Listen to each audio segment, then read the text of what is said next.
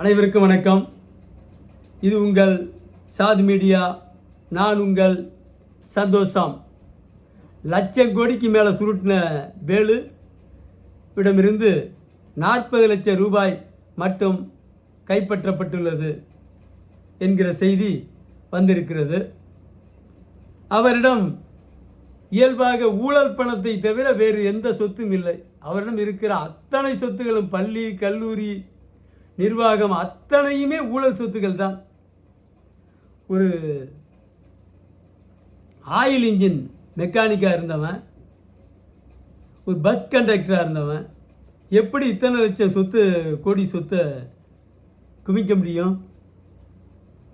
மந்திரிகளை தாஜா பண்ணி திமுக குடும்பத்துக்கு சேவை செய்து இந்த கடந்த 5 ஆண்டுகளில் பொதுப்பணித்துறை, நெடுஞ்சாலைத்துறை பெருத்த வருவாய் இருக்கிற துறைன்னா இந்த 2 துறை தான். இதுதான் அந்த துறையை அவர் பெற்று ஆண்டுக்கு 20,000 கோடி ஒதுக்கீடு நெடுஞ்சாலைத்துறையில் மட்டும்.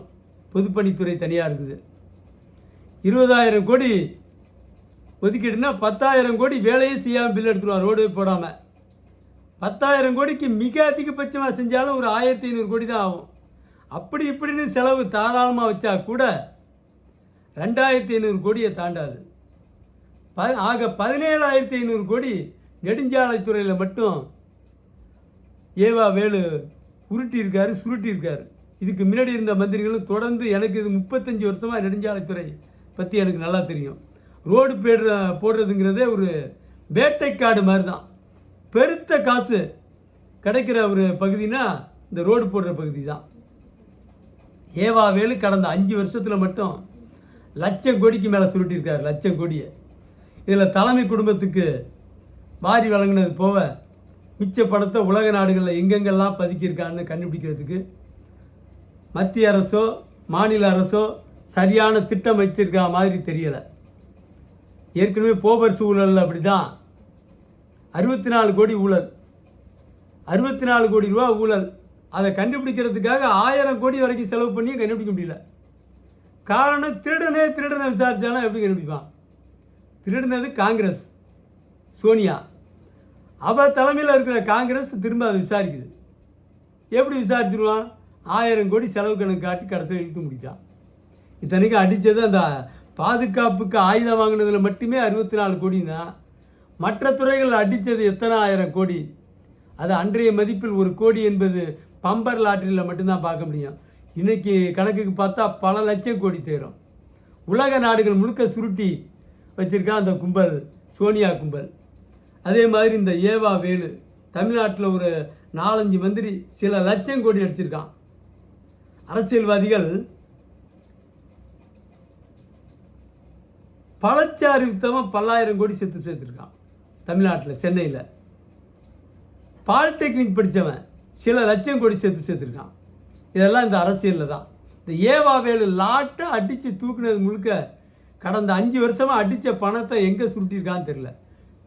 ஸ்டாலின் குடும்பத்துக்கிட்ட, கருணாநிதி ஸ்டாலின் குடும்பத்துக்கிட்ட கொடுத்துருக்கான் ஒரு கணிசமான அமௌண்ட்டு. அவனை கொண்டு போய் ஒரு 2 லட்சம் கோடியை பதுக்கியிருக்கான் மொத்தத்தில் வசூல் பண்ணதை. இவன் மீதி பணத்தை எங்கே பதுக்கியிருக்கான்? விஜய் அவர்களே முறையாக விசாரணை நடத்தணும். இந்த சாட்டை துறைமுருகன், சவுக்கு சங்கர்லாம் கொண்டு போய் வச்சு அடைச்சி, இந்த வருண் ஒரு ஐபிஎஸ் பொம்பளை போலீஸை விட்டு தாறுமாறாக பேச வச்சு, அசிங்கமான வார்த்தைகளை பேச வச்சு அவங்கள நிலைக்குலைய வச்சாங்க. இவங்கள ஒன்று ஏதாவது ஒரு வகையில் அந்த வருண்கிட்டையாவது ஒப்படைங்க. அவர் ஏதாவது பிளான் போட்டு இவன் எங்கே பதுக்கி வச்சுருக்கான் படத்தைன்னு கண்டுபிடிக்கணும். இந்திய அரசுக்கு எந்த திராணியும் கிடையாது, தெம்பும் கிடையாது, திராணியும் கிடையாது. ஊழல் பணம், கடுமையான ஊழல். இந்தியா முழுக்க பல முதலமைச்சர்கள், அமைச்சர்கள் சுருட்டுறான், வாரி சுருட்டுறான். இதை கண்டுபிடிக்கிற திறன் இந்திய அரசுக்கு இல்லை. ஒரு கொலை குற்றவாளியை ஈஸியாக பிடிக்கிறான். பிடிச்சி 4 தட்டு தட்டினோன்னு உண்மையெல்லாம் சொல்லிடுறான். ஒரு அண்டா குண்டா திருடினவனை 4 தட்டு தட்டுனா உண்மையை சொல்லிடுறான். 1,00,000 கோடி திருடினவன் இந்த ஏவா வேலு உட்பட்ட மந்திரிகள். அவனோட்டேருந்து உண்மையை கண்டுபிடிக்கிறதுக்கு இவங்ககிட்ட ஒரு கருவி இல்லை. ஏதோ ஒரு மயக்க நிலை கருவிலாம் இருக்குது. கொலை குற்றவாளிகள், இந்த நேரு தம்பி கொலையில் குற்றவாளிகளுக்கெல்லாம் அதை செலுத்தி உண்மையை கண்டுபிடிக்க முயற்சி பண்ணாங்க. அந்த மாதிரியாவது இந்த மாதிரி திருடர்களை கண்டுபிடிக்கணும். அதையும் செய்ய இந்தியாவில் சட்டம் இடம் கொடுக்கலன்னு நினைக்கிறேன். விஜய் அவர்கள் ஊழலை ஒழிக்க சபதம் எடுத்திருக்கீங்க.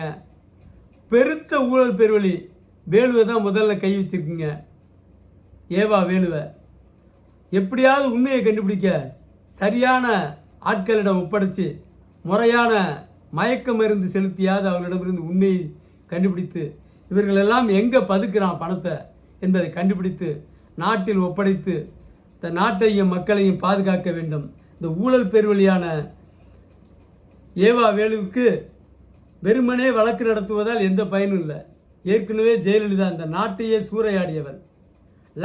பல லட்சம் கோடி சுருட்டினவர் ஜெயலலிதா, அவளும் அவளுடைய கூட்டாளிகளும். ஆனால் அவளுக்கு தண்டனை வழங்கப்பட்டது 4 வருஷம். அந்த தண்டனை 20 வருஷம் வழக்கு நடத்தி அந்த 4 வருஷ தண்டனையும் கடைசி வரைக்கும் அனுபவிக்காமலே போய் சேர்ந்துட்டாங்க. இப்படி ஒரு வெட்கக்கேடான செயல் தான் தமிழ்நாட்டில் தொடர்ந்து நடந்துகிட்டு இருக்குது. பல லட்சம் கோடி சுருட்டினவங்களுக்கு 4 வருஷம் தண்டனை என்பது மிகுந்த வருந்தத்தக்க செயல். குறைந்தபட்ச ஊழலுக்கு 20 ஆண்டுகள் சிறை தண்டனை விதிக்கிற வகையில் சட்டத்தை திருத்துங்கள். இல்லையா இந்த கவர்னர் அறிவிப்பிலே நீங்கள் அறிவிச்சிங்க, தமிழ்நாட்டுக்கான சாதிவாரி கணக்கெடுப்பை மத்திய அரசு நிறைவேற்றணும்னு சொல்லி அதில் ஒரு கோரிக்கை வச்சிங்க. அந்த மாதிரி குற்றவாளிகளுக்கு, திருடர்களுக்கு, கொள்ளையர்களுக்கு, ஊழல்வாதிகளுக்கு, லஞ்சவாதிகளுக்கு, லஞ்ச ஊழல் பெருவழிகளுக்கு குறைந்தபட்சம் 20 ஆண்டுகள் சிறை தண்டனையும் சொத்துக்களை பறிமுதல் செய்யும் அதிகாரத்தையும் சட்டமாக இயற்ற பிரதமர் மோடி அவர்களை முதல்வர் விஜய் அவர்கள் வலியுறுத்த வேண்டும். அப்படி வலியுறுத்தி அதை நிறைவேற்றாமல் இந்த ஏவா வேலு மாதிரி ஆட்களை நீங்கள் தண்டிப்பது என்பது சாத்தியமே இல்லை. அதனால்தான் ஒரு ஆவண்ணா ராசா என்கிற ஒரு ஆள் சவால் விட்டு செல்கிறான். 1.25 லட்சம் கோடி ஊழல், உலகமே வியந்த ஊழல். ஆனால் அவன் அசால்ட்டாக வெளியே வந்து விட்டான். அவனிடம் காட்டப்படுகிற சொத்து மதிப்பு வெறும் 25 கோடி சொத்து சேர்த்ததா வழக்கு. சட்டத்தை அலட்சியமாக நினைக்கிறான், சிபிஐயை அலட்சியமாக நினைக்கிறான். அந்த அளவுக்கு இந்தியா ரொம்ப கேவலமான சூழ்நிலைக்கு போயிட்டு இருக்குது. விஜய் அவர்களே, இந்தியாவிலேயே வேற எங்கேயும் நினச்சி பார்க்க முடியாத ஒரு முதலமைச்சர் நீங்கள். தமிழ்நாடு கற்பனையிலையும் நினைக்கல இந்த களவாணிகள்டேருந்து மக்களுக்கு விடுதலை கிடைக்கும்னு. கடவுளே உங்களை அனுப்பி வச்சிருக்காருன்னு தான் நான் நினைக்கிறேன். கடவுள் தான் இந்த மக்களை காப்பாற்றுறதுக்காக, இந்த திருட்டு கும்பலிடமிருந்து, திராவிட கும்பலிடமிருந்து காப்பாற்றுவதற்காக உங்களை அனுப்பி வைத்திருக்கிறார். இந்தியா முழுவதும் பெருத்த ஊழல். ஒன்று மோடி சட்டத்தை ஏற்றட்டும், இல்லை தமிழ்நாடு இந்தியாவிற்கு முன்னோடியாக நின்று 20 ஆண்டுகள் சிறை தண்டனையும் மொத்த சொத்துக்களையும் பறிமுதல் செய்வதற்கும் சட்டம் இயற்ற வேண்டும். ஏவா வேலு வச்சிருக்கிற பள்ளிக்கூடம், கல்லூரி அத்தனையும் ஊழல் சொத்து தான். மொத்தத்தையும் பறிமுதல் செய்யணும். இறுதி தீர்ப்பு வரும் வரை இவனை சிறையில் அடைக்கணும், வெளியில் ஜாமீன் தரக்கூடாது. அப்படி ஒரு சட்ட திருத்தத்தை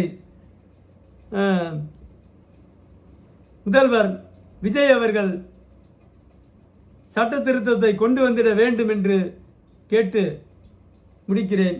நன்றி, வணக்கம்.